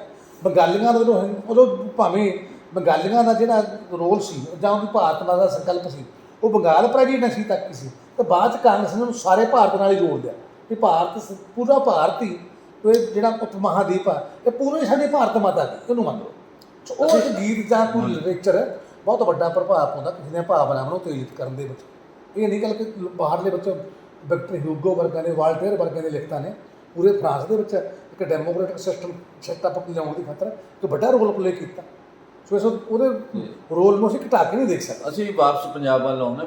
ਪੰਜਾਬ ਦੀ ਵੰਡ ਤੁਸੀਂ ਕਿਹਾ ਵੀ ਰੋਕੀ ਜਾ ਸਕਦੀ ਸੀ, ਕਿਵੇਂ ਰੋਕੀ ਜਾ ਸਕਦੀ? ਹਾਂ ਦੇਖੋ, ਇਹਦੇ ਵਿੱਚੋਂ ਕੱਲ ਫਾਰਮੂਲਾ ਇੱਕ ਇੱਥੋਂ ਦਲਿਤ ਸਿੱਖ ਲੀਡਰ ਸੀਗੇ, ਸ਼੍ਰੋਮਣੀ ਸ਼ਹੀਦ ਬਾਬਾ ਜੀਵਨ ਸਿੰਘ ਮਾਝਵੀ ਸਿੱਖ ਦਲ ਦੇ ਗਿਆਨੀ ਹਰੀ ਸਿੰਘ ਨਰਪਾਏ। ਉਹਨੇ 1945 ਦੇ ਵਿੱਚ ਵੀ ਕਿਤਾਬ ਛਪੀ ਸੀ ਮਾਝਵੀ ਸਿੱਖਾਂ ਦੀ ਜੱਦੋਜਹਿਦ, ਜਿਹਦੇ ਵਿੱਚ ਉਹਨੇ ਜਿਹੜਾ ਸਿੱਖ ਧਰਮ ਹੈ ਇਹਦੇ ਵਿੱਚ ਮਾਝਵੀ ਸਿੱਖਾਂ ਨੂੰ, ਰਵਿਦਾਸੀਆਂ ਨੂੰ, ਰਹਿਤੀਆਂ ਨੂੰ ਕੀ ਸਹੂਲਤਾਂ ਮਿਲਣੀਆਂ, ਕੀ ਹੱਕ ਦਿੱਤੇ ਜਾ ਰਹੇ ਨੇ, ਉਹ 'ਤੇ ਲਿਖਿਆ ਸੀਗਾ ਵੀ ਜਿਹੜੇ ਕਾਲੀ ਲੀਡਰਸ਼ਿਪ ਆ ਮਾਸਟਰ ਤਾਰਾ ਸਿੰਘ ਹੁਣੀ, ਉਹ ਜਦੋਂ ਮਰਦਮਸ਼ੁਮਾਰੀ ਹੁੰਦੀ ਆ ਇਹਨਾਂ ਨੂੰ ਧੱਕੇ ਨਾਲ ਕਹਿੰਦੇ ਸਿੱਖ ਲਿਖਾਓ, ਉਹ ਸਿੱਖਾਂ ਦੇ ਜੋ ਪਾਪੂਲੇਸ਼ਨ ਦੇ ਆਧਾਰ 'ਤੇ ਸੀਟਾਂ ਵੱਧ ਮਿਲਦੀਆਂ, ਪਰ ਸਹੂਲਤ ਦੇਣ ਲਈ ਕੋਈ ਤਿਆਰ ਨਹੀਂ। ਪਰ ਉਹਦੀ ਜਨਾਹ ਨਾਲ ਵੀ ਬੜੀ ਨੇੜਤਾ ਸੀ। ਬਹੁਤ ਉਸ ਨਾਲ ਮਿਲਿਆ ਕਿ ਦਲਿਤ ਵਰਗ ਦੇ ਵਿੱਚੋਂ ਬੜਾ ਚੇਤਨ ਬੁੱਧੀਜੀਵੀ, ਬੜਾ ਵੱਡਾ ਬੰਦਾ ਸੀ, ਕਿਉਂਕਿ ਜਦੋਂ ਦਲਿਤਾਂ ਦੇ ਹੱਕਾਂ ਲਈ ਲੜ ਰਿਹਾ ਨਿਚਰਲੀ ਗੱਲ ਜੋ ਚੇਤਨ ਸੀ, ਤਾਂ ਉਹ ਜਨਾਹ ਵੱਲੋਂ ਇੱਕ ਪ੍ਰਪੋਜ਼ਲ ਲੈ ਕੇ ਆਇਆ ਸੀ ਵੀ ਜੇ ਜਿਹੜੇ ਸਿੱਖ ਆ, ਸਿੱਖ ਲੀਡਰਸ਼ਿਪ ਅਕਾਲੀ ਆ, ਇਹ ਪਾਕਿਸਤਾਨ ਨਾਲ ਰਲਣਾ, ਪਾਕਿਸਤਾਨ ਨਾਲ ਰਹਿਣਾ ਮੰਨ ਜਾਣ, ਲਿਖ ਦੇਣ ਵੀ ਅਸੀਂ ਭਾਰਤੀ ਯੂਨੀਅਨ 'ਚ ਸ਼ਾਮਲ ਨਹੀਂ ਹੋਣਾ, ਕਿਉਂਕਿ ਇਹਨਾਂ ਲਈ ਆ ਗਿਆ ਸੀ ਤੁਸੀਂ ਲਿਖ ਕੇ ਦਿਓ, ਉਹਨਾਂ ਲਿਖ ਕੇ ਦਿੱਤਾ ਵੀ ਭਾਰਤੀ ਯੂਨੀਅਨ 'ਚ ਰਹਾਂਗੇ। ਜਿਹੜੀ ਪ੍ਰਿੰਸਲੀ ਸਟੇਟਸ ਉਹਨਾਂ ਨੇ ਵੀ ਲਿਖਿਆ ਵੀ ਅਸੀਂ ਭਾਰਤੀ ਯੂਨੀਅਨ ਦਾ ਅੰਗ ਬਣ ਕੇ ਰਹਾਂਗੇ। ਤਾਂ ਉਹ ਤੋਂ ਮਾਸਟਰ ਤਾਰਾ ਸਿੰਘ ਹੋਰਾਂ ਨੂੰ ਕਹਿੰਦਾ ਸੀ ਵੀ ਜੇ ਲਿਖ ਕੇ ਦੇ ਦੇਣ ਤਾਂ ਇਹ ਪੰਜਾਬ ਜਿਹੜਾ ਹੈਗਾ ਇੱਕ ਰਹਿ ਜੂਗਾ। ਤੇ ਪੰਜਾਬ ਦੀਆਂ ਜਿਹੜੀਆਂ ਹੱਦਾਂ ਸੀ ਤੁਸੀਂ ਵੀ ਜਾਣਦੇ ਆ ਵੀ ਇਹ ਜਮਨਾ ਤੱਕ ਜਾਣੀ ਉਦੋਂ ਹੱਦ ਹੋਣੀ ਸੀ, ਕਰਨਾਲ ਤੱਕ ਇਹ ਪੰਜਾਬ ਫੈਲਿਆ ਹੋਇਆ ਸੀ ਵੀ ਇਹਦੇ ਨਾਲ ਉਹ ਸਿੱਖ ਪਾਪੂਲੇਸ਼ਨ ਸਾਰੇ ਚਲੇ ਗਏ। ਉਹ ਦਾਅਵਾ ਇਹੋ ਜਿਹੇ ਸਿੱਖ ਸਾਡੇ ਨੇ ਤਾਂ ਜਿਹੜੀ ਭਾਰਤੀ ਦੁਨੀਆ ਨਾਲ ਉਹਦੀ ਹੱਦ ਉੱਥੇ ਹੋ ਜੂ, ਪੰਜਾਬ ਦੀ ਹੱਦ ਇੱਥੇ ਹੋ ਜੂ। ਇਹ ਵੰਡ ਵੰਡਾਈ ਜਿਹੜੀ ਹੈਗੀ ਉਹ ਸਿੱਖਾਂ ਦੀ ਜਿਹੜੀ ਵੱਡੀ ਜ਼ਮੀਨ ਜਾਇਦਾਦ ਸੀ, ਕਾਰੋਬਾਰ ਸੀ, ਉਹ ਸਾਰੇ ਪਾਕਿਸਤਾਨ ਸੀ। ਤੇ ਬਾਕੀ ਵੱਡੇ ਜਿਹੜੇ ਧਾਰਮਿਕ ਕੇਂਦਰ ਨੇ ਇਹਨਾਂ ਦੇ, ਨਨਕਾਣਾ ਸਾਹਿਬ ਹੋ ਗਿਆ, ਹੋਰ ਸਾਰੇ ਪੰਜਾ ਸਾਹਿਬ ਹੋ ਗਿਆ, ਕਰਤਾਰਪੁਰ ਸਾਹਿਬ ਹੋ ਗਿਆ, ਇਹ ਸਾਰੇ ਪਾਕਿਸਤਾਨ ਸੀ। ਉਹ ਕਹਿੰਦੇ ਸਾਰੇ ਰਹਿ ਜਾਂਦੇ ਆ। ਇਹ ਗਿਆਨੀ ਹਰੀ ਸਿੰਘ ਨਿਰਭੈ ਇਹ ਪ੍ਰਪੋਜ਼ਲ ਲੈ ਕੇ ਆਏ ਨੇ। ਗਿਆਨੀ ਗੁਰਬਖਸ਼ ਸਿੰਘ ਬਰਨਾਲੇ ਤੋਂ ਹੋਏ ਨੇ, ਰਾਹੀ ਗਿਆਨੀ ਗੁਰਬਖਸ਼ ਨੇ ਆਟੋਬਾਇਓਗ੍ਰਾਫੀ ਲਿਖੀ ਆ, ਜਿੰਨੀ ਰਾਹੀਂ ਮੈਂ ਤੁਰਿਆ, ਉਹਦੇ ਵਿੱਚੋਂ ਲਿਖਦੇ ਨੇ ਵੀ ਇਹ ਪ੍ਰਪੋਜ਼ਲ ਜਨਾਹ ਵੱਲੋਂ ਗਿਆਨੀ ਹਰੀ ਸਿੰਘ ਨਿਰਭੈ ਲੈ ਕੇ ਆਇਆ ਅੰਮ੍ਰਿਤਸਰ। ਉਹਨੇ ਆਇਆ ਜਦੋਂ ਮਾਸਟਰ ਤਾਰਾ ਸਿੰਘ ਨੂੰ ਮਿਲਣ, ਅਸੀਂ ਉਹਦੀ ਕੋਠੀ ਦੇ ਵਿੱਚ ਬੈਠੇ ਸੀਗੇ ਮੂਹਰੇ, ਉਹ ਸ਼੍ਰੋਮਣੀ ਕਮੇਟੀ ਦਾ ਮੁਲਾਜ਼ਮ ਸੀ। ਤਾਂ ਉਹਨੇ ਸਾਨੂੰ ਰੱਖਿਆ ਵੀ ਜਨਾਹ ਵੱਲੋਂ ਮੈਂ ਪ੍ਰਪੋਜ਼ਲ ਲੈ ਕੇ ਆਇਆ, ਇਹ ਜ਼ਰੂਰੀ ਆ ਮਾਸਟਰ ਤਾਰਾ ਸਿੰਘ ਨਾਲ ਮੇਰੀ ਮੁਲਾਕਾਤ ਕਰਵਾਓ। ਉਹ ਮਾਸਟਰ ਤਾਰਾ ਸਿੰਘ ਨਾਲ ਜਦੋਂ ਮਤਲਬ ਮੁਲਾਕਾਤ ਜਾ ਕੇ ਕਿਹਾ ਵੀ ਹਰੀ ਸਿੰਘ ਨਿਰਭੈ ਮਿਲਣ ਆਇਆ, ਤਾਂ ਮਾਸਟਰ ਜੀ ਨੇ ਸਿੱਧਾ ਹੀ ਕਹਿਦਾ ਵੀ ਇਹ ਦੁਸ਼ਟ ਦੇ ਮੈਂ ਮੱਥਾ ਨਹੀਂ ਲੱਗਣਾ ਚਾਹੁੰਦਾ। ਕਿਉਂ ਇਹਨਾਂ ਮਾਸਟਰ ਜੀ ਇਹਨਾਂ ਕਿਉਂ ਉਹਨਾਂ ਬਾਰੇ ਭਰੇ ਕੀਤੇ ਸੀ? ਪਹਿਲੀ ਗੱਲ ਤਾਂ ਇਹ ਸੀ ਕਿ ਕੋਈ ਕਿਸੇ ਗੱਲ ਤੋਂ ਜਿਹੜੀ ਪਾਕਿਸਤਾਨ ਦੇ ਡੱਡਲੀ ਵਿਰੋਧੀ ਸੀ। ਸਭ ਤੋਂ ਪਹਿਲਾਂ ਪਾਕਿਸਤਾਨ ਦਾ ਵਿਰੋਧ ਪਾਕਿਸਤਾਨ ਦਾ ਝੰਡਾ ਸਾੜ ਕੇ ਇਹਨਾਂ ਨੇ ਕੀਤਾ, ਤੇ ਜਿਹੜੀ ਆਰਐਸਐਸ ਜਾਂ ਕਾਂਗਰਸ ਦੇ ਨਾਲ ਉਹਨਾਂ ਮਿਲ ਕੇ ਚੱਲ ਰਹੇ ਸੀਗੇ ਤੀਜੇ ਨੰਬਰ 'ਤੇ ਵੀ ਅਸੀਂ ਤਾਂ ਭਾਰਤ ਨਾਲ ਹੀ ਰਹਿਣਾ। ਜਿਹੜੀ ਹਿੰਦੂ ਵਰਗ ਆ ਇਹਦੇ ਨਾਲ ਸਾਡੀ ਰੋਟੀ ਬੇਟੀ ਦੀ ਸਾਂਝ ਆ, ਅਸੀਂ ਮੁਸਲਮਾਨਾਂ ਨਾਲ ਜਾ ਹੀ ਨਹੀਂ ਸਕਦੇ। ਇੱਕ ਤਾਂ ਗੱਲ ਇਹ ਸੀ। ਦੂਜੇ ਨੰਬਰ 'ਤੇ ਗਿਆਨੀ ਹਰੀ ਸਿੰਘ ਨਿਰਭੈ ਨਾਲ ਇਹ ਉਹਦਾ ਵਿਰੋਧ ਸੀ। ਉਹ ਗਿਆਨੀ ਹਰੀ ਸਿੰਘ ਨਿਰਭੈ ਸਿੱਖੀ 'ਚ ਰਹਿੰਦਾ ਹੋਇਆ ਦਲਿਤ ਵਰਗ ਲਈ ਰਾਜਸੀ ਹੱਕ ਮੰਗਦਾ ਸੀਗਾ ਵੀ ਸਾਨੂੰ ਜੇ ਛੋਟੀਆਂ ਸੀਟਾਂ ਨੇ ਸਿੱਖਾਂ ਦੀਆਂ, ਸੁੰਦਰ ਸਿੰਘ ਮਜੀਠੀਆ ਨੂੰ ਚੁਣ ਕੇ ਜਾਂਦੇ ਨੇ, ਸਾਡੇ ਦਲਿਤ ਵਰਗ ਦੀਆਂ ਸੀਟਾਂ ਤੁਸੀਂ ਕਿੰਨੀਆਂ ਦਿਨਾਂ ਬੋਲੋਗੇ? ਠੀਕ ਹੈ ਨਾ, ਸਿੱਖ ਆ। ਪਰ ਉਹਨੇ ਧੱਕੇ ਮਾਰ ਕੇ ਮੋੜਤਾ, ਜਿਹਦੇ ਕਰਕੇ ਇਹ ਸਾਰੀ ਪ੍ਰਪੋਜ਼ਲ ਖਟਾਈ ਦੇ ਵਿੱਚ ਪੈ ਗਈ। ਕਾਸ਼ ਕਿਤੇ ਗਿਆਨੀ ਹਰੀ ਸਿੰਘ ਨਿਰਭੈ ਉਹਨੂੰ ਮੁਲਾਕਾਤ ਕਰਨ 'ਚ ਕਾਮਯਾਬ ਹੋ ਜਾਂਦਾ, ਉਹਨੂੰ ਕਨਵਿੰਸ ਕਰਾਉਣ 'ਚ ਕਾਮਯਾਬ ਹੋ ਜਾਂਦਾ, ਤਾਂ ਇਹ ਗੱਲ ਪੰਜਾਬ ਦਾ ਬਟਵਾਰਾ ਰੁਕ ਜਾਂਦਾ। ਤੇ ਇੰਨਾ ਕਤਲੇਆਮ ਜਿਹੜੇ 10 ਲੱਖ ਲੋਕ ਉੱਥੋਂ ਉੱਜੜ ਕੇ ਆਏ ਨੇ, 10 ਲੱਖ ਲੋਕ ਤਾਂ ਮਾਰੇ ਗਏ, ਕਰੋੜਾਂ ਉੱਜੜਨ ਵਾਲਿਆਂ ਦੀ ਗਿਣਤੀ, ਉਹ ਸਾਰਾ ਕੁਝ ਹੋ ਜਾਂਦਾ। ਇਹ ਗੱਲ ਕੋ ਇਤਿਹਾਸ ਦੇ ਵਿੱਚ ਹੁਣ ਜੇ ਆ ਤੱਕ ਦੇ ਹੱਥ ਦੇ ਵਿੱਚ ਨਹੀਂ ਆਉਂਦੀ। ਇਹ ਗੱਲ ਗਿਆਨੀ ਹਰੀ ਸਿੰਘ ਨਿਰਭੈ ਦੀ ਮਾਮਲੇ ਦੀ ਅਥੈਂਟਿਸਿਟੀ ਕਿਵੇਂ ਬਣਦੀ ਆ? ਚੰਡੀਗੜ੍ਹ ਤੋਂ ਹੀ ਸਰਦਾਰ ਗੁਰਮੀਤ ਸਿੰਘ ਨੇ ਸੈਕਟਰੀ ਲਿਖੀ ਹੋਈ ਆ, ਕੱਲ੍ਹ ਵੀ ਲਿਖਵਾਈ ਸੀ। ਉਹਨੇ ਗਿਆਨੀ ਹਰੀ ਸਿੰਘ ਦੀ ਇੱਕ ਇੰਟਰਵਿਊ ਛਪੀ ਹੋ ਚੁੱਕੀ। ਗਿਆਨੀ ਹਰੀ ਸਿੰਘ ਪਾਕਿਸਤਾਨ 'ਚ ਰਹੇ ਨੇ, ਇੱਥੇ ਮਾਸਟਰ ਤਾਰਾ ਸਿੰਘ ਦੇ ਬੰਦਿਆਂ ਦਾ ਪਰਿਵਾਰ ਕਤਲ ਕਰਤਾ ਸੀਗਾ, ਉਹ ਫਿਰ ਉੱਧਰ ਰਹੇ ਨੇ, ਉਹਨਾਂ ਨਾਲ ਉਹਦੀ ਆ। ਦੂਸਰੀ ਇਸੇ ਗੱਲ ਦਾ ਜਿਹੜਾ ਬਿਆਨ ਆ ਜਸਵੰਤ ਸਰਦਾਰ ਨਾਵਲਕਾਰ ਜਸਵੰਤ ਸਿੰਘ ਕੰਵਲ ਦੀ ਕਿਤਾਬ ਤੇ ਕਮਲ ਕਹਿੰਦਾ ਰਿਹਾ, ਉਹਦੇ ਵਿੱਚ ਉਹਨਾਂ ਨੇ ਹਰੀ ਸਿੰਘ ਨਾਲ ਇੰਟਰਵਿਊ ਛਾਪੀ ਹੋਈ ਹੈ ਵੀ ਹਰੀ ਸਿੰਘ ਨੇ ਗੱਲਾਂ ਕਹਿੰਦਾ ਮੈਂ ਪ੍ਰਪੋਜ਼ਲ ਲੈ ਕੇ ਗਿਆ ਸੀ, ਮਾਸਟਰ ਤਾਰਾ ਸਿੰਘ ਨੇ ਠੁਕਰਾਤੀ, ਮੈਨੂੰ ਗੱਲ ਹੀ ਨਹੀਂ ਕਰਨ ਦਿੱਤੀ। ਇਹੀ ਗੱਲ ਸਰਦਾਰ ਕਪੂਰ ਸਿੰਘ ਨੇ ਸਾਖੀ ਦੇ ਵਿੱਚ ਆਪਣੀ ਗੱਲ ਬਿਆਨ ਕੀਤੀ। ਤਿੰਨੇ ਬੰਦਿਆਂ ਨੇ ਵੱਡਿਆਂ ਨੇ, ਗੁਰਮੀਤ ਸਿੰਘ ਨੇ ਆਪਣੀ ਜਿਹੜੀ ਅੰਗਰੇਜ਼ੀ ਦੀ ਸੈਕਟਰੀ ਲਿਖੀ ਹੈ, ਤੇ ਇਹ ਤਿੰਨਾਂ ਨੇ ਬੰਦਿਆਂ ਨੇ ਉਸ ਗੱਲ ਦੀ ਤਾਇਦ ਕੀਤੀ ਹੈ ਵੀ ਇਹ ਮਾਸਟਰ ਤਾਰਾ ਸਿੰਘ ਦੀ ਨਲਾਇਕੀ ਸੀ, ਜਿਹਨੇ ਸਿੱਖਾਂ ਦੇ ਗਲ ਦੇ ਵਿੱਚ ਗੁਲਾਮੀ ਪਾਤੀ ਤੇ ਪੰਜਾਬ ਦਾ ਬਟਵਾਰਾ ਕਰਾ ਕੇ ਇਹਨਾਂ ਖੂਨ ਖਰਾਬਾ ਕਰਨ ਦਾ ਜ਼ਿੰਮੇਵਾਰ ਮਾਸਟਰ ਤਾਰਾ ਸਿੰਘ। ਮਤਲਬ ਜੇ ਉਹਨਾਂ ਦੀ ਤਜਵੀਜ਼ਾਂ ਹੀ ਮੰਨ ਲਈਆਂ ਜਾਂਦੀਆਂ ਫਿਰ ਕੋਈ ਸਥਿਤੀ ਬਦਲ ਸਕਦੀ। ਇਸ ਦੇ ਨਾਲ ਹੀ ਅਗਲਾ ਸਵਾਲ ਜਿਹੜਾ ਮੇਰਾ ਹੈਗਾ ਉਹ ਹੈਗਾ ਵੀ ਜਦੋਂ ਵੰਡ ਹੋਈ, ਵੰਡ ਦੌਰਾਨ ਜਿਹੜਾ ਸਭ ਤੋਂ ਵੱਧ ਸੰਤਾਪ ਆ ਜਿਹੜਾ ਉਹ ਔਰਤਾਂ ਨੇ ਤੇ ਜਿਹੜੇ ਹੇਠਲੇ ਵਰਗ ਸੀਗੇ। ਵੈਸੇ ਤਾਂ ਉਦੋਂ ਕੋਈ ਇਹੋ ਜਿਹੀ ਹੈ ਹੀ ਨਹੀਂ ਸੀਗੀ, ਸਿੱਖ ਤੇ ਮੁਸਲਮਾਨ ਵੱਡੇ ਪੱਧਰ 'ਤੇ ਕਤਲੇਆਮ ਹੋਇਆ ਹੈ, ਪਰ ਜ਼ਿਆਦਾ ਜਿਹੜਾ ਸੰਤਾਪ ਆ ਉਹ ਜਿਹੜੇ ਨਿਮਨ ਵਰਗ ਹੈ ਜਾਂ ਔਰਤਾਂ ਉਹਨਾਂ ਨੂੰ ਭੁਗਤਣਾ ਪਿਆ। ਇਹਦੇ ਬਾਰੇ ਇਸ ਗੱਲ ਤਾਂ ਕੋਈ ਸ਼ੱਕ ਨਹੀਂ ਵੀ ਜਿਹੜਾ ਰਿਕਾਰਡ ਦੇ ਵਿੱਚ ਆਇਆ ਗਾ ਉਹ ਰਿਕਾਰਡ ਦੇ ਵਿੱਚ ਸਿਰਫ ਹਿੰਦੂਆਂ ਤੇ ਸਿੱਖਾਂ ਦੀ ਹੈ ਜਾਂ ਮੁਸਲਮਾਨਾਂ ਦਾ ਵੀ ਉਹਦਾ ਨੁਕਸਾਨ ਹੋਇਆ। ਕੋਈ ਦਲਿਤ ਵਰਗ ਤਾਂ ਇਹ ਮੈਡਮ ਔਰਵਿਸੀ ਇਟਾਲੀਆ ਦੀ ਕਿਤਾਬ ਆਈ ਹੋਈ ਆ, ਦ other side of silence versus from partition of India, ਉਹਦੇ ਵਿੱਚ ਉਹਨੇ ਦਲਿਤ ਵਰਗ ਦੀ ਗੱਲ ਕੀਤੀ ਆ ਵੀ ਦਲਿਤ ਵਰਗ ਜਿਹੜਾ ਸੀਗਾ ਉਦੋਂ ਅਸੂਤ ਕਿਹਾ ਜਾਂਦਾ ਸੀ ਇਹਨੂੰ, ਵੀ ਇਹ ਤਾਂ ਅਨਪਰਸਨ ਸੀ। ਜਿੰਨੀਆਂ ਵੀ ਕਮੇਟੀਆਂ ਬਣੀਆਂ, ਸੈਟਲਮੈਂਟ ਕਮਿਸ਼ਨ ਬਣੇ ਨੇ, ਸਾਰਾ ਕੁਛ ਇਹਨਾਂ ਨੂੰ ਤਾਂ ਉਹਨਾਂ ਨੇ ਸਾਰਿਆਂ ਨੇ ਅਨਪਰਸਨ ਦੇ ਤੌਰ 'ਤੇ ਪਾਸੇ ਧੱਕਤਾ। ਇਹਦੀ ਗੱਲ ਹੀ ਨਹੀਂ ਹੋਲਗੀ। ਜਾਂ ਤਾਂ ਜਿੱਥੇ ਹੁਣ ਮਹਿੰਦਰ ਸਿੰਘ ਰੰਧਾਵਾ ਗੱਲ ਕਰਦਾ, ਉਹਦੀ ਕਿਤਾਬ ਆ ਰਾਖਸ਼ ਉੱਗੇ, ਉਹ ਕਹਿੰਦਾ ਵੀ ਮੈਂ 500 ਪਟਵਾਰੀ ਬਿਠਾ ਕੇ ਜਲੰਧਰ ਦੇ ਵਿੱਚ ਕਾਇਮ ਕਰਕੇ ਤਾਰਾਂ ਦਾ ਬਗਲਾ ਮਾਰ ਕੇ ਵੀ ਮੈਂ ਦਿਨਾਂ ਦੇ ਵਿੱਚ ਹੀ ਇੱਟਾਂ ਨੂੰ ਜ਼ਮੀਨਾਂ ਲਾਟ ਕਰਤੀਆਂ। ਅਤੇ ਸਰਦਾਰ ਤਰਲੋਕ ਸਿੰਘ ਸੀ ਉੱਥੇ ਉਦੋਂ ਜਿਹੜੇ ਰੀਸੈਟਲਮੈਂਟ ਦੇ ਚੇਅਰਮੈਨ ਜਾਂ ਕਮਿਸ਼ਨ ਸੀ, ਉਹਨਾਂ ਨੇ ਕੀਤਾ। ਪਰ ਉਹ ਦਲਿਤ ਵਰਗ ਨੂੰ ਅਸੀਂ ਕਿਵੇਂ ਕੀਤਾ, ਉਹਨੂੰ ਕਿੱਥੇ ਥਾਂ ਦਿੱਤੀ, ਕਿੱਥੇ ਵਸਾਇਆ, ਕਿੱਥੇ ਘਰ ਦਿੱਤੇ, ਇਹ ਕੋਈ ਜ਼ਿਕਰ ਨਹੀਂ ਕਰਦਾ। ਇੱਥੇ ਆ ਕੇ ਜਿਹੜੀ ਔਰਵਿਸੀ ਇਟਾਲੀਆ ਵੀ ਗੱਲ ਕਰਦੀ ਆ, ਮੇਰੇ ਆਪਣੇ ਪਰਿਵਾਰ ਨਾਲ ਵੀ ਹੋਇਆ ਜਾਂ ਹੋਰ ਹਜ਼ਾਰਾਂ ਪਰਿਵਾਰਾਂ ਨਾਲ ਹੋਇਆ ਜਦੋਂ ਉੱਜੜ ਕੇ ਉੱਥੋਂ ਆਏ ਨੇ, ਕਿਉਂਕਿ ਪੰਜਾਬ ਲੈਂਡ ਐਲੀਨੇਸ਼ਨ ਐਕਟ 1901 ਦੇ ਵਿੱਚ ਨੇ ਪਾਸ ਕਰਤਾ ਸੀ, ਜਿਹਦੇ ਵਿੱਚੋਂ ਇਹ ਸੀ ਵੀ ਜਿਹੜਾ ਕਾਸ਼ਤਕਾਰ ਉਹ ਇਕੱਲਾ ਜੱਟ ਨੂੰ ਮੰਨ ਲਿਆ ਸੀ, ਜਿਹਦੇ ਵਿੱਚੋਂ ਅਛੂਤ ਦਲਿਤ ਵਰਗ ਦਾ ਨਾਂ ਹੀ ਨਹੀਂ ਸੀ, ਜਿਹਦੇ ਵਿੱਚੋਂ ਸੈਣੀ, ਰਾਮਗੜ੍ਹਗੇ, ਖੱਤਰੀ, ਬ੍ਰਾਹਮਣ, ਇਹ ਸਾਰੀਆਂ ਹੋਰ ਵਰਗਾਂ ਨੂੰ ਇਹ ਮੰਨ ਲਿਆ ਸੀ ਵੀ ਗੈਰ ਕਲਟੀਵੇਟਰ ਹੈ, ਨਾਨ ਕਲਟੀਵੇਟਰ ਹੈ, ਇਹ ਜ਼ਮੀਨ ਦੇ ਮਾਲਕ ਨਹੀਂ ਬਣ ਸਕਦੇ। ਸੋ ਉਹਨਾਂ ਨੂੰ ਜਿਨ੍ਹਾਂ ਕੋਲ ਮਾਲਕੀ ਦੇ ਕਾਗਜ਼ ਸੀ, ਘਰਾਂ ਦੇ ਕਾਗਜ਼ ਸੀ, ਉਹਨਾਂ ਨੂੰ ਜਾਇਦਾਦਾਂ ਦੀ ਜ਼ਮੀਨ ਵੀ ਲਾਟ ਹੋ ਗਈ। ਇਹ ਘੱਟੋ ਘੱਟ ਜਿਹੜੇ ਦੂਜੀਆਂ ਕਾਸਟਾਂ ਸੀ, ਅੱਪਰ ਕਾਸਟ ਰਾਮਗੜ੍ਹੀ ਹੋ ਗਏ, ਸੈਣੀ ਹੋ ਗਏ, ਇਹਨਾਂ ਨੇ ਆਪਣਾ ਸਬੂਤ ਪੇਸ਼ ਕਰਤਾ ਵੀ ਅਸੀਂ ਭਾਵੇਂ ਨਾਨ ਕਲਟੀਵੇਟਰ ਸੀ, ਜ਼ਮੀਨਾਂ ਦੇ ਅਸੀਂ ਉੱਥੇ ਪਹੁੰਚਦੇ ਸੀ, ਸਾਰਾ ਕੁਛ ਘਰ ਸਾਡੇ ਕੋਲ ਸੀਗੇ, ਸਬੂਤ ਸੀ, ਉਹਨਾਂ ਨੂੰ ਸਾਰਾ ਕੁਛ ਮਿਲ ਗਿਆ। ਇਹ ਦਲਿਤ ਵਰਗ ਨੂੰ ਨਾ ਪਿੰਡਾਂ ਦੇ ਵਿੱਚ ਨਾ ਕਿਸੇ ਹੋਰ ਥਾਂ ਮਿਲੀ। ਇੱਕ ਸਿਰਫ ਹੋਇਆ ਵੀ ਸਿੱਖਪੁਰਾ ਜ਼ਿਲ੍ਹਾ ਦੇ ਵਿੱਚ 40,000 ਜਿਹੜੇ ਸੀਗੇ ਉਹ ਮਜ਼੍ਹਬੀ ਸਿੱਖ ਸੀ, ਸਾਬਕਾ ਫੌਜੀ। ਇਹਨਾਂ ਨੇ ਲੈਲਪੁਰ ਜ਼ਿਲ੍ਹੇ ਦੇ ਵਿੱਚ ਇਕੱਲੇ 'ਚ ਬਾਅਦ ਦੇ ਜਦੋਂ ਸੈਕੰਡ ਵਰਲਡ ਵਾਰ ਤੋਂ ਬਾਅਦ ਅੰਗਰੇਜ਼ਾਂ ਨੇ ਕਰਤਾ ਸੀ, ਇਕੱਲੇ ਲੈਲਪੁਰ ਜ਼ਿਲ੍ਹੇ ਦੇ ਵਿੱਚ ਉੱਥੇ 12 ਵਸਾਈਆਂ ਗਈਆਂ ਸੀ ਵੀ ਉੱਥੇ ਮਜ਼੍ਹਬੀ ਸਿੱਖ ਜਿਹੜੇ ਹੈਗੇ ਆ ਜਾਂ ਰਵਿਦਾਸ ਸੀ, ਇਹ ਜ਼ਮੀਨਾਂ ਦੇ ਮਾਲਕ ਬਣ ਸਕਦੇ ਆ। ਉਹਨਾਂ ਕੋਲ ਜ਼ਮੀਨਾਂ ਸੀ। ਉਹ ਗਿਆਨੀ ਲਾਲ ਸਿੰਘ ਹੋਏ ਨੇ ਸਾਡੇ ਇੱਕ, ਉਹ ਭਾਸ਼ਾ ਵਿਭਾਗ ਦੇ ਡਾਇਰੈਕਟਰ ਵੀ ਹੋਏ ਨੇ, ਪੰਜਾਬ ਪਬਲਿਕ ਸਰਵਿਸ ਕਮਿਸ਼ਨ ਦੇ ਚੇਅਰਮੈਨ ਵੀ ਰਹੇ। ਪਟਿਆਲੇ ਉਹਨਾਂ ਦੀ ਆਟੋਬਾਇਓਗ੍ਰਾਫੀ ਹੈ, ਉਹਦੇ ਵਿੱਚੋਂ ਲਿਖਦੇ ਨੇ ਵੀ ਜਦੋਂ ਇਹ ਉੱਜੜ ਕੇ ਆਏ ਮਜ਼੍ਹਬੀ ਸਿੱਖ, ਇਹ ਸਮੱਸਿਆ ਖੜੀ ਹੋ ਗਈ ਸ਼੍ਰੋਮਣੀ ਕਮੇਟੀ ਨੂੰ ਵੀ ਯਾਰ ਹੁਣ ਆਇਆ ਸਿੱਖ ਇਹਨੂੰ ਵਸਾਈਏ ਕਿੱਥੇ। ਉਹਨੂੰ ਪੰਜਾਬ ਦੀ ਥਾਂ ਨਹੀਂ ਦਿੱਤੀ ਗਈ, ਜਾ ਕੇ ਉਹ ਗਵਾਲੀਅਰ ਜਾ ਕੇ ਵਸਾਏ ਨੇ ਸਾਰੇ ਪਰਿਵਾਰ। ਉਹ ਕਹਿੰਦਾ ਵੀ ਮੈਨੂੰ ਇਸ ਗੱਲ ਦੀ ਖੁਸ਼ੀ ਵੀ ਮੈਂ ਸਹੀ ਸਲਾਮਤ ਨੂੰ ਉੱਥੇ ਨਹਿਰ ਦੇ ਕੰਢੇ ਉਹਨੂੰ ਵਸਾ ਕੇ ਆਇਆ। ਹੁਣ ਦੇਖੋ ਤੁਸੀਂ ਇਹ ਵੀ ਧੱਕਾ ਵੀ ਪੰਜਾਬ ਦੀ ਜਨਮ ਭੂਮੀ ਆ, ਤੁਸੀਂ ਉੱਥੇ ਜਾ ਕੇ ਮੱਧ ਪ੍ਰਦੇਸ਼ 'ਚ ਉਹਨਾਂ ਵਿਚਾਰਾਂ ਨਾਲ ਧੱਕ ਕੇ ਦਲਿਤ ਵਰਗ ਨੂੰ, ਉਹ ਪਰਿਵਾਰਾਂ ਨੂੰ 40,000 ਮਜ਼੍ਹਬੀ ਸਿੱਖਾਂ ਨੂੰ ਜਾ ਕੇ ਉੱਥੇ ਛੱਡ ਦਿਓ ਰਹਿਮੋ ਕਰਮ ਕੇ। ਇਦੋਂ ਵੱਡੀ ਹੋਰ ਡਿਸਕ੍ਰਿਮੀਨੇਸ਼ਨ ਕੀ ਹੁੰਦੀ ਹੈ?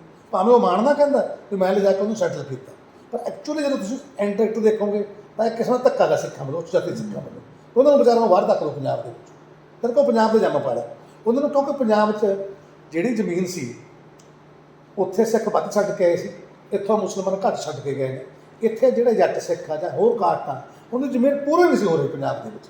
ਕਰਨਾਲ ਤੱਕ ਬਿਰਕਾਂ ਨੂੰ ਕਰਨਾਲ 'ਚ ਹੋਈ, ਇਸ ਕਰਕੇ ਮਜ਼੍ਹਬੀ ਸਿੱਖਾਂ ਨੂੰ ਜ਼ਮੀਨ ਜਿਹੜੇ ਛੱਡ ਕੇ ਆਏ ਨੇ ਪਾਕਿਸਤਾਨ 'ਚ, ਉਹਨੂੰ ਪੰਜਾਬ 'ਚ ਕਿਹਨੇ ਦੇਣੀ ਚਾਹੀਦਾ? ਲੱਗਣਾ ਚਾਹੀਦਾ ਤਾਂ ਪਰੇ ਤੱਕ ਕੇ ਬਾਰੇ ਮਾਰੋ। ਮੇਰੇ ਖਿਆਲ ਇਹ ਵਰਤਰਾ ਵੀ ਇੱਥੇ ਹੋਇਆ। ਮੇਰੇ ਖਿਆਲ ਉਹ ਵਿਤਕਰਾ ਉੱਥੋਂ ਤੱਕ ਨਹੀਂ, ਇਹਦਾ ਅੱਜ ਤੱਕ ਵੀ ਜਾਰੀ ਹੈ। ਇਹ ਅੱਜ ਤੱਕ ਵੀ ਜਾਰੀ ਹੈ, ਕਿਉਂਕਿ ਮੈਂ ਇਹ ਗੱਲ ਸਮਝਦਾ ਵੀ ਜਦੋਂ ਅਸੀਂ ਸਾਡਾ ਚੱਕ ਨੰਬਰ 64 ਸੀ ਲੈਲਪੁਰ ਜ਼ਿਲ੍ਹੇ ਵਿੱਚ ਪਿੰਡ, ਮੇਰੇ ਦਾਦਾ ਜੀ ਫਸਟ ਵਰਲਡ ਵਾਰ ਲੜੇ ਨੇ, ਉਦੋਂ ਬਾਅਦ ਅੰਗਰੇਜ਼ਾਂ ਨੇ ਉਹਨੂੰ ਪੈਨਸ਼ਨ ਵਗੈਰਾ ਸਾਰੇ ਹਜ਼ਾਰਾਂ ਫੌਜੀ ਸੀ ਵੀ ਬਗੈਰ ਕੋਈ ਪੈਨਸ਼ਨ ਵਗੈਰਾ ਦਿੱਤੇ ਆ, ਥੋੜ੍ਹੇ ਬਹੁਤੇ ਪੈਸੇ ਦੇ ਕੇ ਉਹਨੇ ਵਾਪਸ ਭੇਜਤਾ। ਅਤੇ ਉੱਥੇ ਸਾਡੇ ਪਰਿਵਾਰ ਨੇ ਚੱਕ ਨੰਬਰ 64 ਵਿੱਚ ਖੇਤੀਬਾੜੀ ਸ਼ੁਰੂ ਕਰਨੀ ਕੀਤੀ। ਮੇਰੇ ਬਾਪੂ ਜੀ ਨੇ 5 ਭਰਾ ਸੀ, ਪਰ ਜ਼ਮੀਨ ਦਾ ਮਾਲਕ ਨਹੀਂ ਸੀ, ਕਿਉਂਕਿ ਪੰਜਾਬ ਲੈਂਡ ਐਜੂਕੇਸ਼ਨ ਤੱਕ ਐਕਟ ਮੁਤਾਬਕ ਮਾਲਕ ਨਹੀਂ ਸੀ ਬਣ ਸਕਦੇ। ਉੱਥੋਂ 47 ਮੌਕੇ ਅਸੀਂ ਛੱਡ ਕੇ ਆਏ ਹਾਂ ਪਿੰਡ ਦੇ ਵਿੱਚ ਆ ਕੇ। ਜਿਹੜੇ ਇੱਥੋਂ ਤਿਰਲੀ ਅਤੇ ਜੁਲਾਹੇ ਘਰ ਛੱਡ ਗਏ ਸੀ, ਅਸੀਂ ਉਹਨਾਂ ਘਰਾਂ 'ਤੇ ਕਬਜ਼ਾ ਕਰ ਲਿਆ ਵੀ ਸਾਡੇ। ਪਰ ਸਾਡੇ ਪਿੰਡ ਦਾ ਇੱਕ ਪਰਿਵਾਰ ਜਿਹੜੇ ਵੱਡੇ ਲਾਟਗੇ ਸੀਗੇ, ਉਹਨਾਂ ਨੇ 3 ਪਿੰਡਾਂ 'ਚ ਜ਼ਮੀਨ ਲਾਟ ਹੋਈ, ਉਹਨਾਂ ਸਾਡੇ ਕੋਲ ਉਹ ਵੀ ਖੋਹ ਲਿਆ, ਕਹਿੰਦੇ ਸਾਨੂੰ ਇਹ ਵੀ ਲਾਟ ਹੋ ਗਿਆ। ਕਰਕੇ ਹੁਣ ਜੇ ਤੁਸੀਂ ਉਹ ਰਿਕਾਰਡ ਦੇਖੋ, ਲਾਟ ਹੋਇਆ ਹੀ ਨਹੀਂ, ਧੱਕੇ ਨਾਲ ਹੀ ਖੋਲ੍ਹਿਆ। ਅੱਛਾ। ਉੱਥੇ ਮੇਰੇ ਚਾਚੇ ਦਾ ਇੱਕ ਪਰਿਵਾਰ ਰਹਿੰਦਾ ਰਿਹਾ, ਉਹ ਵੀ ਉਹਦੇ ਰਹਿਮੋ ਕਰਮ ਤੇ ਇਸ ਕਰਕੇ ਰਹਿੰਦਾ ਰਿਹਾ ਕਿ ਉਹਨਾਂ ਉਸ ਪਰਿਵਾਰ ਨਾਲ ਸੀਰੀ ਸਾਂਝੀ ਰਲਦਾ ਰਿਹਾ। ਅੱਛਾ। ਹੁਣ ਉਹ ਪਰਿਵਾਰ ਸਾਰਾ ਅਮਰੀਕਾ ਦਾ ਸੈਟਲ ਤੋਂ ਪਿੰਡ ਉਹਦਾ ਕੋਈ ਨਹੀਂ ਰਹਿੰਦਾ, ਪਰ ਅਮਰੀਕਾ 'ਚ ਰਹਿੰਦਾ ਹੋਇਆ ਵੀ ਉਹਨਾਂ ਦੀ ਦਿਲੀ ਇੱਛਾ ਇਹ ਹੈ ਵੀ ਜਿਹੜੇ 10 ਪੈਸੇ ਜਿਹੜਾ ਰਹਿੰਦਾ, ਟੁੱਟੇ ਹੋਏ ਖੋਲੇ ਸੀ ਉਹ ਛੱਡੇ ਹੋਏ, ਉਹਨੇ ਕੋਈ ਛੋਟਾ ਮੋਟਾ ਬਣਾ ਲਿਆ ਵੀ ਇਹ ਵੀ ਖੋਹ ਲਿਆ ਜਾਵੇ। ਅਤੇ 2 ਸਾਲ ਪਹਿਲਾਂ ਉਹਨਾਂ 'ਤੇ ਮੁੰਡੇ ਭੇਜ ਕੇ ਕਬਜ਼ਾ ਕਰਾਉਣ ਦੀ ਕੋਸ਼ਿਸ਼ ਕੀਤੀ, ਮੇਰੇ ਚਾਚੇ ਦੇ ਮੁੰਡੇ ਹਰਬੰਸ ਸਿੰਘ ਦੀ ਮੌਤ ਹੋ ਗਈ। ਤੁਹਾਡੀ ਗੱਲ ਠੀਕ ਆ ਵੀ ਉਹ ਲੋਕ ਅਜੇ ਵੀ ਨਹੀਂ ਚਾਹੁੰਦੇ ਜੇ ਇਹਨਾਂ ਕੋਲੇ ਕੋਈ ਨਾ ਕੋਈ ਨਹੀਂ ਰਹੇ। ਉਹ ਲੋਕ ਨਹੀਂ, ਮੈਨੂੰ ਲੱਗਦਾ ਕਿ ਜਿਹੜਾ ਹੇਠਾਂ ਜਿਹੜਾ ਪੌੜੀ ਦੇ ਸਭ ਤੋਂ ਹੇਠਲੇ ਡੰਡੇ ਤੇ ਬੈਠਾ ਨਾ, ਉਹਦੇ ਨਾਲ ਧੱਕੇ ਦੀ ਜਿਹੜੀ ਕਹਾਣੀ ਹੈ ਨਾ, ਉਹ ਪੂਰੇ ਦੇਸ਼ ਦੇ ਵਿੱਚ ਹੀ ਪੂਰੇ ਦੇਸ਼ 'ਚ ਗੱਲ, ਪਰ ਤਕੜਾ ਬੰਦਾ ਕਰਦਾ ਹੀ ਕਰਦਾ, ਜਿਹਦੀ ਕਾਸਟ ਵੀ ਉੱਚੀ ਆ, ਜਿਹਦੇ ਕੋਲੇ ਸੋਸ਼ਲ ਪ੍ਰੀਵਿਲੇਜ ਵੀ ਹਾਸਲ ਹੈਗੇ ਆ ਅਤੇ ਜ਼ਮੀਨਾਂ ਜਾਇਦਾਦਾਂ ਵੀ ਹੈਗੀਆਂ। ਇਸ ਤਰ੍ਹਾਂ ਦਾ ਕਿ ਪੱਖ ਜਿਹੜਾ ਹੈਗਾ, ਇਹ ਕਿਸੇ ਨੇ ਇਸ ਪੱਖ ਦੀ ਕੋਈ ਹਿਸਟਰੀ ਲਿਖੀ ਨਹੀਂ ਵੀ ਜਾਂ ਦਲਿਤ ਵਰਗ ਨੂੰ ਇੰਟਰਵਿਊ ਕਰਕੇ ਤੁਹਾਡਾ ਦੁੱਖ ਕੀ ਸੀ। ਕੁਛ ਇੱਕ ਕਹਿੰਦੇ ਸਾਡਾ ਧੱਕਾ ਹੋਇਆ ਵੀ ਸਾਡਾ ਧਾਰਮਿਕ ਸਥਾਨ ਉੱਤੇ ਰਹਿ ਗਏ, ਸਾਡੀਆਂ ਜ਼ਮੀਨਾਂ ਕੁਛ ਨਹੀਂ, ਸਾਡੀ ਸਰਦਾਰੀ ਕੁਛ ਨਹੀਂ, ਇੱਥੇ ਅਸੀਂ ਮੰਗੇ।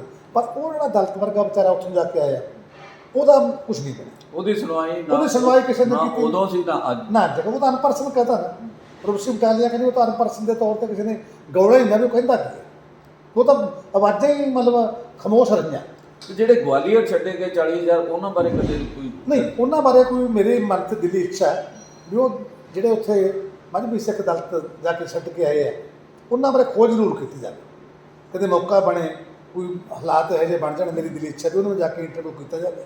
ਪਰ ਤੁਸੀਂ ਕਿਹੜੇ ਹਾਲਤਾਂ 'ਚੋਂ ਇੰਨੇ ਪੰਜਾਬ ਤੋਂ ਹਜ਼ਾਰਾਂ ਮੀਲ ਦੂਰ ਤੁਹਾਨੂੰ ਧੱਕੇ ਪਾਸੇ ਮਾਰਿਆ? ਨਹੀਂ, ਐਵੇਂ ਤਾਂ ਮੈਨੂੰ ਲੱਗਦਾ ਵੀ ਜਿਵੇਂ ਮੇਘਾਲਿਆ ਦੀ ਰਾਜਧਾਨੀ ਸ਼ਿਲੌਂਗ ਦੇ ਵਿੱਚ ਜਿਹੜੇ ਆ ਦਲਿਤ ਸੀਗੇ, ਅੱਜ ਤੋਂ 200 ਸਾਲ ਪਹਿਲਾਂ ਵਸਾਏ ਗਏ ਸੀ, ਹੁਣ ਉਹਨਾਂ ਨੂੰ ਉਜਾੜਨ ਦਾ ਪਿਛਲੇ ਸਮੇਂ 'ਚ ਹੋਈ ਹੈ ਗੱਲ। ਹਾਂਜੀ, ਜਦੋਂ ਆਪਣੇ ਪੰਜਾਬੀ ਟ੍ਰਿਬਿਊਨ ਦੇ ਸਵਰਾਜ ਵੀਰ ਜੀ ਉੱਥੇ ਡੀਜੀਪੀ ਸੀਗੇ, ਉਦੋਂ ਕੇਸ ਹੋਇਆ। ਉਹ ਜਿਹੜੇ ਉਹਦੇ ਵਿੱਚ ਸਵਰਾਜ ਵੀਰ ਹੁਣੀ ਡਟ ਕੇ ਖੜੇ ਇਹਨਾਂ ਦਾ ਬੜਾ ਵੱਡਾ ਰੋਲ ਹੈ ਉਸ ਮਾਮਲੇ 'ਚ। ਇਹਨੇ ਆਪ ਤੋਂ ਅਸਤੀਫਾ ਵੀ ਦਿੱਤਾ। ਨਹੀਂ ਅਸਤੀਫਾ ਨਹੀਂ ਦਿੱਤਾ, ਸ਼ਾਇਦ ਛੱਡ ਕੇ ਆਏਗਾ ਕਿਵੇਂ ਵੀ। ਨਹੀਂ ਇਹਨਾਂ ਨੂੰ ਐਕਸਟੈਂਸ਼ਨ ਹੋਰ ਦੇਣਾ ਚਾਹੁੰਦੇ ਸੀ, ਉਹਨਾਂ ਲਈ ਨਹੀਂ ਐਕਸਟੈਂਸ਼ਨ, ਪਰ ਇਹਨਾਂ ਨੇ ਉੱਤੇ ਉਹਨਾਂ ਦਾ ਡਟ ਕੇ ਸਾਥ ਜਿਹੜੇ ਸਲੌਂਗ ਗਏ ਨੇ ਉਹ ਸੀ ਸਫਾਈ ਸੇਵਕ ਹਾਂਜੀ ਲਾਹੌਰ, ਹਾਂਜੀ ਉਹ ਵਾਲਮੀਕੀ ਸੀਗੇ, ਸਫਾਈ ਸੇਵਕ ਸੀ, ਉਹਨਾਂ ਨੂੰ ਸਫਾਈ ਦੇ ਕਾਰਜ ਲਈ ਲੈ ਕੇ ਗਏ ਸੀ ਉੱਥੇ। ਉਹ ਸਫਾਈ ਦੇ ਉੱਥੋਂ ਸਦੀਆਂ ਬੱਧੀ ਬੈਠੇ ਨੇ।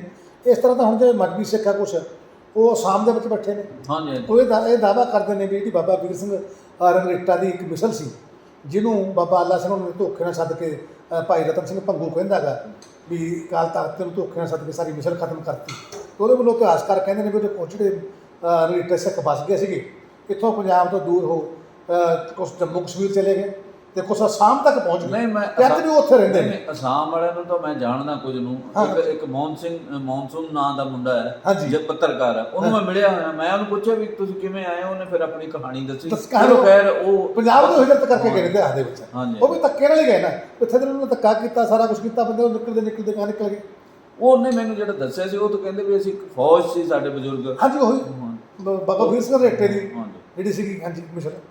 ਤੇ ਹੁਣ ਜਿਹੜਾ ਅੱਜ ਆਜ਼ਾਦੀ ਦਾ ਦਿਵਸ ਮਨਾਇਆ ਗਿਆ, ਜਿਹੜਾ ਉਹਦੇ ਵਿੱਚ ਇਹ ਅੱਜ ਗੱਲ ਰੱਖੀ ਗਈ ਵੀ ਪੰਜਾਬ ਨਾਲ ਜਿਹੜਾ ਧੱਕਾ ਹੋਇਆ ਜਾਂ ਜਿਹੜੀਆਂ ਜਾਤੀਆਂ ਹੋਈਆਂ ਉਹਨਾਂ ਦਾ ਕਿਵੇਂ ਉਹਨਾਂ ਨੂੰ ਅਸੀਂ ਯਾਦ ਕਰਦੇ ਹਾਂ। ਕੀ ਤੁਹਾਨੂੰ ਲੱਗਦਾ ਵੀ ਉਹਦੇ ਕੋਈ ਅੱਜ ਇੱਥੇ ਜਦੋਂ ਅਸੀਂ ਮਨਾਉਂਦੇ ਹਾਂ ਦਿਨ ਨੂੰ ਤੇ ਉਹਦੇ 'ਚ ਕੋਈ ਪੂਰਤੀ ਹੋ ਸਕਦੀ ਹੈ ਇਸ ਗੱਲ ਦੀ? ਦੇਖੋ ਗੱਲ ਇਹ ਹੈ ਵੀ ਹੁਣ ਪਿਛਲੇ ਦਿਨ ਇੱਥੇ ਗੱਲ ਆਈ ਹੈ ਜਲ੍ਹਿਆਂਵਾਲੇ ਬਾਗ ਦੇ ਵਿੱਚ ਜਿਹੜਾ ਉਹਦਾ ਉਡਵਾਇਰ ਦਾ ਵੀ ਪੁੱਤ ਆ ਕੇ ਆ ਗਿਆ, ਤੇ ਇੱਕ ਜਿਹੜਾ ਹੰਟਰ ਕਮਿਸ਼ਨ ਬਣਿਆ ਸੀਗਾ, ਹੰਟਰ ਕਮਿਸ਼ਨ ਤੋਂ ਪਹਿਲਾਂ ਇੱਕ ਸੈਡੀਸ਼ਨ ਕਮੇਟੀ ਜਿਹੜੀ ਬਣੀ ਸੀਗੀ ਆਪਣੇ ਤੁਸੀਂ ਜਲਦੀ ਗੱਲ ਹਾਂ, ਉਹਦਾ ਪੋਤਾ ਵੀ ਆ ਕੇ ਗਿਆ ਇੱਥੇ, ਤੇ ਰੌਲਟ ਦਾ ਉਹ ਸਿਡਨੀ ਰੌਲਟ ਦਾ ਪੋਤਾ ਵੀ ਇੱਥੇ ਆ ਕੇ ਗਿਆ। ਉਹਨਾਂ ਨੇ ਵੀ ਮਾਫੀ ਮੰਗੀ ਵੀ ਸਾਡੇ ਬਜ਼ੁਰਗਾਂ ਨੇ ਕੁਛ ਕੀਤਾ। ਮੈਂ ਇਹ ਕਹਿੰਦਾ ਵੀ ਇਹ ਜਿਹੜਾ ਕੁਛ ਦੋਨੋਂ ਧਿਰਾਂ ਨੇ ਕੀਤਾ, ਦੋਨੇ ਪੱਖਾਂ ਨੇ ਕੀਤਾ, ਮੁਸਲਮਾਨਾਂ ਨੇ ਵੀ ਬੰਦੇ ਮਾਰੇ ਨੇ, ਇੱਧਰੋਂ ਸਿੱਖਾਂ ਨੇ ਵੀ ਮਾਰੇ ਨੇ। ਜੇ ਅਸੀਂ ਇਹਨਾਂ ਗੱਲਾਂ ਤੇ ਪਛਤਾਵਾ ਕਰਕੇ ਵੀ ਯਾਰ ਉਹਨੇ ਕਿਸੇ ਜਨੂਨ ਦੇ ਵਿੱਚੋਂ ਰੁੱਖਿਆ ਨੇ, ਸਿੱਖ ਸਿਧਾਂਤਾਂ ਦੀ ਬਹੁਤ ਵੱਡੀ ਲੰਘਣਾ ਸੀ। ਸਿੱਖ ਸਿਧਾਂਤਾਂ ਦੇ ਕਿਤੇ ਵੀ ਅਦਲੇ ਦਾ ਬਦਲਾ ਨਹੀਂ ਨਾ ਗੁਰੂ ਸਾਹਿਬ ਨੇ ਕਿਹਾ, ਇਹ ਬਿਲਕੁਲ ਸਿੱਖ ਸਿਧਾਂਤ ਚਾਹੇ ਉਹ ਸਾਡੇ ਬੰਦੇ ਮਾਰਤੇ, ਪਰ ਸਾਡਾ ਇਹ ਐਕਟ ਨਹੀਂ ਸੀ ਵੀ ਅਸੀਂ ਇੱਥੇ ਨਿਰਦੋਸ਼ ਬੰਦਿਆਂ ਨੂੰ ਮਾਰ ਦਈਏ। ਬੱਚੇ ਤੱਕ ਨਹੀਂ ਛੱਡੇ, ਔਰਤਾਂ ਤੱਕ ਨਹੀਂ ਛੱਡੇ, ਇੱਥੋਂ ਤੱਕ ਕਿ ਬਾਬੂ ਮੰਗੂਰਾ ਮੋਗੋਵਾਲ ਤਾਂ ਇਹ ਕਹਿੰਦੇ ਨੇ ਵੀ ਮੁਸਲਮਾਨ ਨੇ ਦਲਿਤ ਨਹੀਂ ਮਾਰੇ, ਉਹ ਕਿਸੇ ਦਾ ਦਲਿਤਾਂ ਦਾ ਕਸੂਰ ਨਹੀਂ, ਉਹਨੇ ਸਿੱਖ ਜ਼ਰੂਰ ਮਾਰੇ, ਹਿੰਦੂ ਮਾਰਿਆ, ਦਲਿਤਾਂ ਦੇ ਹੱਥ ਨਹੀਂ ਚੱਕੇ। ਇੱਥੇ ਅਸੀਂ ਛੱਡੇ ਕੋਈ ਨਹੀਂ, ਪੇਰਲੀਆ ਚਾਹੇ ਜੁਲਾਹਾ ਨਾ ਕੋਈ ਛੱਡੇ ਨੇ, ਬਾਢੋ ਮਾਰੇ। ਇਹ ਬਹੁਤ ਮਾੜਾ ਕੀਤਾ, ਸਿੱਖੀ ਦੀ ਵੱਗਿਆ ਕੀਤੀ, ਸਿੱਖ ਸਿਧਾਂਤਾਂ ਦੀ ਵੱਗਿਆ ਹੋਈ ਹੈ। ਸਾਡੀ ਜਿਹੜੀ ਅੱਜ ਦੀ ਪੀੜ੍ਹੀ ਹੈ ਜਨਰੇਸ਼ਨ ਆ, ਉਹਨੂੰ ਇਸ ਗੱਲ ਦਾ ਪਛਤਾਵਾ ਕਰਨਾ ਚਾਹੀਦਾ ਵੀ ਸਾਡੇ ਬਜ਼ੁਰਗਾਂ ਨੇ ਮਾੜਾ ਕੀਤਾ, ਤਾਂ ਕਿ ਗਾਹਾਂ ਨੂੰ ਕਦੇ ਸਿੱਖ ਸਿਧਾਂਤਾਂ ਦੀ ਉਲੰਘਣਾ ਹੋ ਕੇ ਚਾਹੇ ਸਾਡੇ ਤਾਂ ਕਿੱਡੀ ਵੀ ਵਿਵਸਥਾ ਹੋਵੇ, ਯਾਰ ਨਿਰਦੋਸ਼ ਦੇ ਹੱਥ ਨਾ ਚੱਕੀ, ਨਿਰਦੋਸ਼ ਨੂੰ ਨਿਸ਼ਾਨਾ ਨਾ ਬਣਾਈਏ। ਜੇ ਅਸੀਂ ਗੁਰੂ ਦੀਆਂ ਖੁਸ਼ੀਆਂ ਪ੍ਰਾਪਤ ਕਰਨੀਆਂ, ਗੁਰੂ ਦਾ ਸਿਧਾਂਤ ਸਾਨੂੰ ਸਿੱਖ ਸਿਧਾਂਤ ਇਹ ਨਹੀਂ ਕਹਿੰਦਾ ਵੀ ਜੇ ਸਾਡਾ ਚਾਹੇ ਕਿੱਡਾ ਬੜਾ ਨੁਕਸਾਨ ਹੋ ਗਿਆ, ਕਿਸੇ ਨੇ ਹੋਰ ਕੀਤਾ। ਜਿਵੇਂ ਹਾਲਾ ਨਾਰਾ ਮਾਰਿਆ ਸੀ ਸ਼ੇਰ ਖਾਨ ਨੇ ਛੋਟੇ ਸਾਹਿਬ ਨੇ, ਉਹਨੇ ਇਹੀ ਕਿਹਾ ਸੀ ਨਾ ਵੀ ਯਾਰ ਜੇ ਬਦਲਾ ਲੈਣ ਦੇ ਪਿਓ ਤੋਂ ਲਿਆ, ਛੋਟੇ ਸਾਹਿਬ ਦਾ ਕੋਈ ਕਸੂਰ ਨਹੀਂ ਗਾ, ਇਹਨਾਂ ਬੱਚਾ ਸ਼ੀਰ ਖੋਰਾਂ ਨੂੰ ਨਾ ਮਾਰੋ। ਉਹੀ ਸਾਨੂੰ ਇਹ ਸੀ ਵੀ ਜੇ ਸਾਡੇ ਮੁਸਲਮਾਨ ਨੇ ਉੱਥੇ ਹਿੰਦੂ ਸਿੱਖ ਮਾਰੇ ਨੇ, ਉੱਥੇ ਉਹਨਾਂ ਤੋਂ ਬਦਲਾ ਲੈ ਲਓ, ਪਰ ਇੱਥੋਂ ਦਾ ਨਿਸ਼ਾਨਾ ਨਹੀਂ ਸੀ ਬਣਾਉਣਾ ਚਾਹੀਦਾ। ਇਹ ਮਾੜਾ ਸਿੱਖ ਸਿਧਾਂਤਾਂ ਦੀ ਉਲੰਘਣਾ ਹੋਈ ਆ, ਇਹ ਪੰਜਾਬੀਅਤ ਦੇ ਜਿਹੜਾ ਹੈਗਾ ਗਾ ਵਿਰਸਾ ਉਹਦੀ ਉਲੰਘਣਾ ਹੋਈ ਆ, ਮਾਨਵਵਾਦੀ ਦੀ। ਇਹ ਗਾਹਾਂ ਨੂੰ ਕਦੇ ਦਾ ਕੋਈ ਮੂਵਮੈਂਟ ਚੱਲਦਾ, ਕੁਛ ਚੱਲਦਾ, ਇਸ ਤਰ੍ਹਾਂ ਦਾ ਬਦਲੇ ਦਾ ਜਿਹੜਾ ਰਿਵੈਂਜ ਦੀ ਭਾਵਨਾ ਸਾਡੇ ਮਨ 'ਚ ਨਹੀਂ ਹੋਣੀ ਚਾਹੀਦੀ। ਤੇ ਉਹ ਜਿਹੜੇ ਵਿਚਾਰੇ ਮਾਰੇ ਗਏ, ਚਾਹੇ ਉਹ ਮੁੜ ਕੇ ਨਹੀਂ ਅਸੀਂ ਉਹਨੂੰ ਲੈ ਸਕਦੇ, ਉਹਦੀਆਂ ਰੂਹਾਂ ਨੂੰ ਕਿਸ ਤਰ੍ਹਾਂ ਨਾਲ ਅਸੀਂ ਇਸੇ ਤਰ੍ਹਾਂ ਹੀ ਉਹਨਾਂ ਤੋਂ ਮਾਫੀ ਮੰਗ ਸਕਦੇ ਹਾਂ, ਜਾਂ ਉਹਨੂੰ ਸ਼ਰਧਾਂਜਲੀ ਭੇਟ ਕਰਕੇ ਆਪਣੇ ਮਨ ਦਾ ਬੋਝ ਇਸ ਰੂਪ 'ਚ ਹੌਲਾ ਕਰ ਸਕਦੇ ਹਾਂ। ਹੌਲਾ ਕਰਨ ਦੇ ਤਾਂ ਭਾਈ ਸਾਹਿਬ ਸਾਡੇ ਨਾਲ ਇਹ ਸੋਚ ਜੋੜਨ ਲਈ ਤੁਹਾਡਾ ਬਹੁਤ ਬਹੁਤ ਸ਼ੁਕਰੀਆ, ਧੰਨਵਾਦ। ਵਾਹਿਗੁਰੂ ਜੀ ਕਾ ਖਾਲਸਾ, ਵਾਹਿਗੁਰੂ ਜੀ ਕੀ ਫਤਿਹ।